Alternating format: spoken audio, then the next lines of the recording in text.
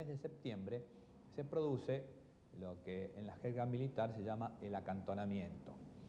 Nos reunimos unos cuantos oficiales, no éramos más de 20 o 30, bajo el comando del general Pistarini, en la Escuela de Servicio para Apoyo de Combate General Lemos, después se llamó Escuela de Servicio para Apoyo de Combate General Lemos, que en aquel entonces estaba a cargo del... bueno, no me acuerdo el nombre del director. Y allí decidimos jugarnos el todo por el todo para lograr la profesionalidad del ejército. En ese momento estábamos nosotros solos prácticamente contra toda el ejército, la marina y la fuerza aérea. Pistarini esa misma noche nos dijo que la situación era muy difícil, que incluso amenazaban con fusilamientos para todos nosotros. Nos propuso si queríamos retirarnos, que nadie nunca se iba a enterar que nosotros habíamos estado ahí, pero todos decidimos quedarnos y empezamos a trabajar, a hacer los turnos de trabajo como oficiales de Estado Mayor, y cuando terminamos nuestros turnos de trabajo salíamos a poner clavos Miguelito en las calles donde venían las columnas en avance, en ir a conversar con los jefes de unidades que venían a combatirnos con un objetivo de máxima, uno intermedio y uno de mínima. El objetivo de máxima era que la unidad que venía a reprimirnos se pasara a nuestro bando. El objetivo intermedio era que se retirara a sus cuarteles. El objetivo de mínima, que se quedaran en los lugares avanzados y no siguieran avanzando sobre Campo de Mayo.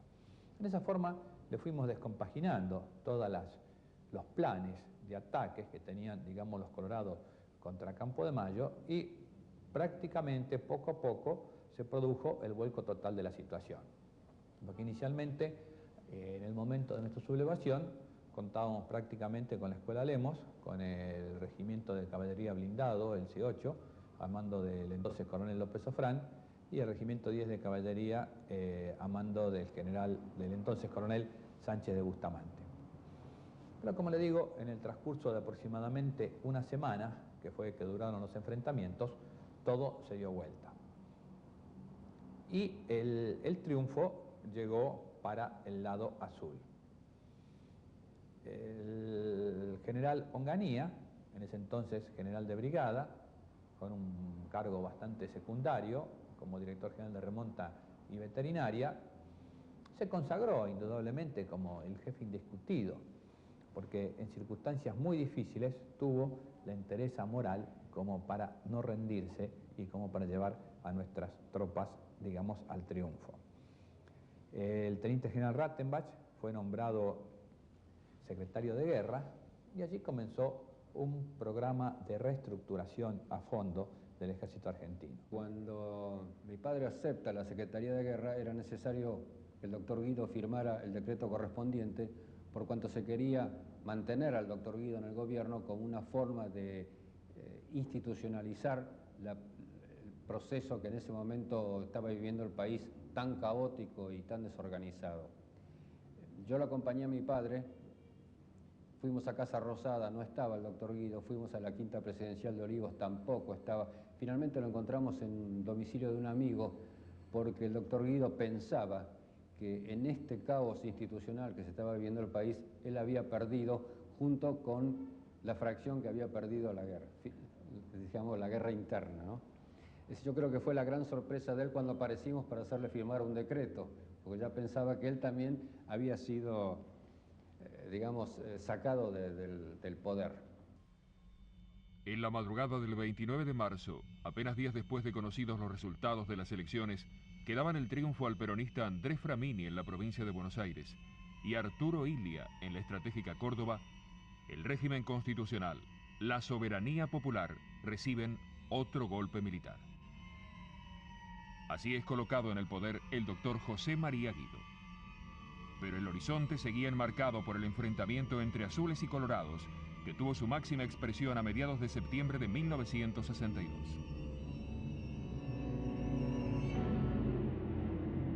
Allí se inició una larga serie de comunicados que terminó con el ya famoso 150, que daba a conocer las metas del sector triunfante.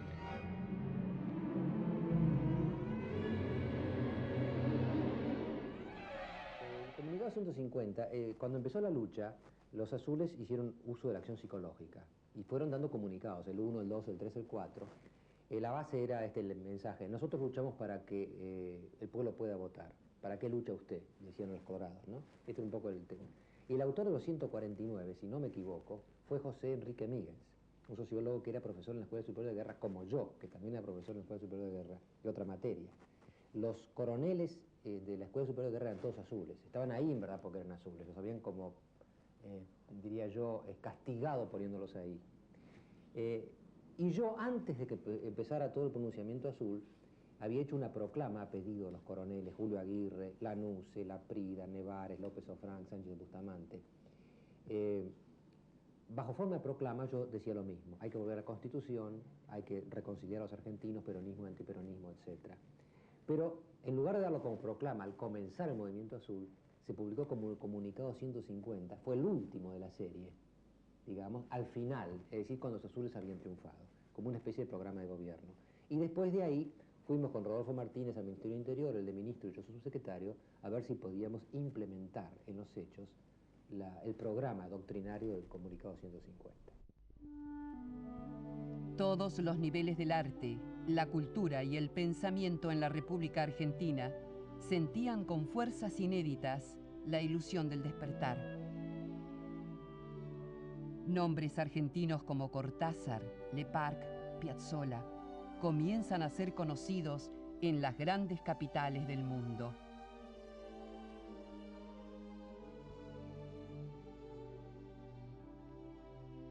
En Buenos Aires, el Instituto Di Tella, con sedes en Belgrano y en plena calle Florida, se convirtió en el centro de esa efervescencia.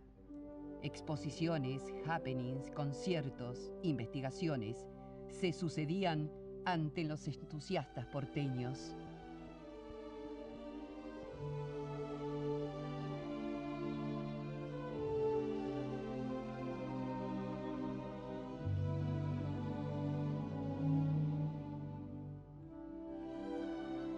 El proceso militar una vez más estaba agotado y regresaba el poder a manos de quien nunca más debería ser despojado: el pueblo.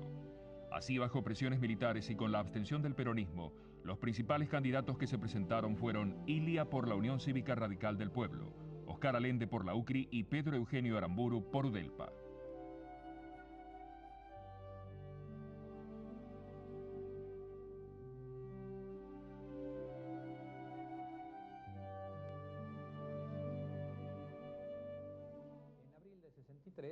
Producido el triunfo definitivo, digamos, de los azules, porque ya los colorados no volvieron a levantar cabeza, se procede al llamado de elecciones. Lamentablemente fueron elecciones condicionadas, igual que todas las producidas a partir de 1955.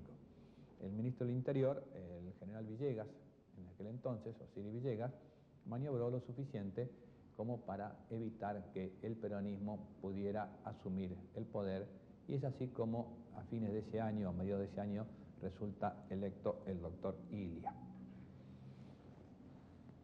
El doctor Ilia inicia un gobierno constitucional. Las características del gobierno constitucional del doctor Ilia son por todos perfectamente conocidas, y si bien uno de los remordimientos de conciencia que tengo en mi existencia es haber contribuido a la caída del doctor Ilia, debo reconocer, reconozco, no debo reconocer, que lo mejor que le hubiera ocurrido a la República hubiera sido que Ilia continuara en el poder y no que fuera volteado por el general Onganía. La salida electoral en la que se estuvo también disputando si el peronismo sí, si el peronismo no, si continuaba la proscripción, si se levantaba, que cómo jugaban las órdenes de Perón. Perón debe haber recibido por entonces emisarios de todos lados y de todos colores,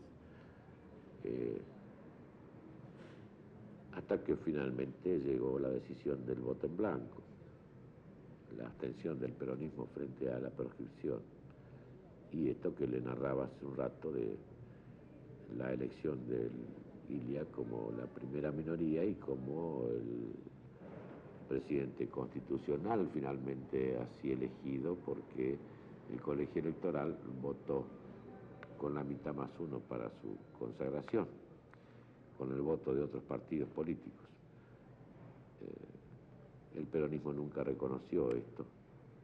siempre consideró que la proscripción anulaba la legitimidad, no le daba legitimidad al gobierno de Ilia. Yo creo que esto es un argumento que puede usarse políticamente, pero también hay que usarlo en todo lo que significa políticamente. Perón pudo tal vez entender o hacer entender a sus partidarios que ese orden constitucional en definitiva le daría acceso a la libertad de derechos que él tenía y sus partidarios tenían, como lo hizo el gobierno de Ilia. A partir del triunfo electoral del doctor Ilia, se abre una de las etapas de nuestra historia cercana que merece el mayor de los análisis, por los logros conseguidos, que en aquel momento no se tuvieron en cuenta, y por la forma absurda en que terminó. El doctor Arturo Ilia asumió la presidencia el 12 de octubre de 1963. En su primer discurso al Parlamento, el doctor Ilia dijo, entre otras cosas: lo importante no es que el sentido social de la democracia esté en nuestras declaraciones políticas o estatutos partidarios, sino que los argentinos tengamos la decisión y valentía de llevarlo a la práctica. Esta es la hora de la gran revolución democrática, la única que el pueblo quiere y espera. Casualmente, el anterior ministro de Economía del gobierno anterior había sido el doctor Martínez Dios. En el año 63 fue el inmediato anterior al doctor Blanco, que fue el primer ministro de Economía del doctor Ilia, y había producido anteriormente un receso económico importante que se exterioriza, en primer término, una disminución de la actividad económica. La economía en los años 62 y 63 había venido reduciendo su actividad. La política se estructuró para esa situación: capacidad desocupada, un sistema institucional que creó un gran confianza, una regularización de la deuda externa que permitió aumentar las reservas del país en una forma importante, y una inflación que en ese momento rondaba en los 20 y tantos %. Pero muchos parecían ignorar que el país crecía. Impacientes, a pesar de los logros alcanzados, los gremialistas lanzaron un plan de lucha que obstaculizaba todas las áreas del quehacer nacional. Los civiles, que iban a golpear las puertas a los cuarteles, lo hacían sin ningún reparo. Los militares deliberaban abiertamente. El golpe se gestaba. Nadie lo impedía. A poco de ascender a teniente coronel, fui designado jefe del Regimiento 3 de Infantería General Belgrano en La Tablada, y en tal carácter participé en el derrocamiento del presidente Ilia como jefe de las tropas en Plaza de Mayo. Es mi vergüenza, lo digo públicamente. Llegamos ahí a la Casa Rosada, rodeamos la Casa de Gobierno. Alrededor de las 6 y media de la mañana se retiró el doctor Ilia con quienes lo acompañaban, que no era más de 30 o 40 personas. Encontramos una amplia aquiescencia de parte de la población. Era una noche que hacía un frío tremendo, se abrían las puertas de las casas, la población nos ofrecía sándwiches, nos ofrecía café, nos felicitaban por lo que habíamos hecho. La mañana de ese día hablo con un general, un amigo mío, que me dice que me manda decir que lo vea para decirme que no me retire ese día del Estado Mayor. A primera hora de la tarde me cruzo con el general Lanusse, que me dice que me está buscando el general Alzogaray. Cuando lo encuentro, me dice que querría que lo acompañara a la Casa de Gobierno a la madrugada. Esperé. El ambiente del Estado Mayor reflejaba esos nervios que pasan siempre que hay un acontecimiento importante en lo porvenir. Creo que la gente estaba empeñada en una aventura y no estaba consciente de la barbaridad que estábamos haciendo. Yo me resistí en la medida de mis posibilidades entonces al golpe, pero luego acaté la decisión de la superioridad partiendo de un grave desconcepto, que es respetar la unidad de la fuerza. La unidad de la fuerza hay que respetarla para lo positivo, nunca hay que respetarla para lo negativo. Es mucho más importante la unidad de la Constitución que la unidad de la fuerza. Entramos a la Casa de Gobierno a las 5 de la mañana, creo que eran. Nos recibió el jefe de la Casa Militar y el jefe del Regimiento de Granaderos. Un rato después, el general Alzogaray le ordena a un oficial de la dotación de la Casa de Gobierno que procediera a desalojar el despacho presidencial. Y yo me acerco y en voz baja le explico que ese oficial no podía incurrir en la deslealtad que significaba expulsar al presidente, a quien él tenía la obligación de custodiar. Y como el pez por la boca muere, no bien dije eso, el general Alzogaray me dijo: es una orden como para usted, proceda a desalojar usted el despacho. Bueno, el doctor Ilía estaba sentado en su despacho, yo no sabía si estaba firmando algún papel que sería su renuncia. Cuando llegamos a su lado, el general Alzogaray dijo algo así como: permiso, doctor. Y el anciano presidente contestó: estoy hablando con un ciudadano que es mucho más importante que usted, general. Y siguió con el ciudadano a quien le estaba firmando un autógrafo. Trató duramente, yo no diría al general Alzogaray, sino al grupo de oficiales que entramos. Duramente. Dijo cosas que no sé si lo habrán pensado o no, pero que como creo que son gente con sensibilidad, supongo que son gente con sensibilidad, si lo han pensado, les tiene que haber dolido. Le dijo: ustedes vienen al amparo de la noche como los bandidos. Y lamentablemente era cierto. Es decir, cada una de las cosas que dijo Ilía en su serena indignación eran verdades. Ustedes, que son los alzados, no cumplen la Constitución, y la tenía delante de sí. Cuando el general Alzogaray vio que esto no andaba, se retiró y dispuso el desalojo. Lo dispuse yo. Y me siento tentado a decir una cosa porque es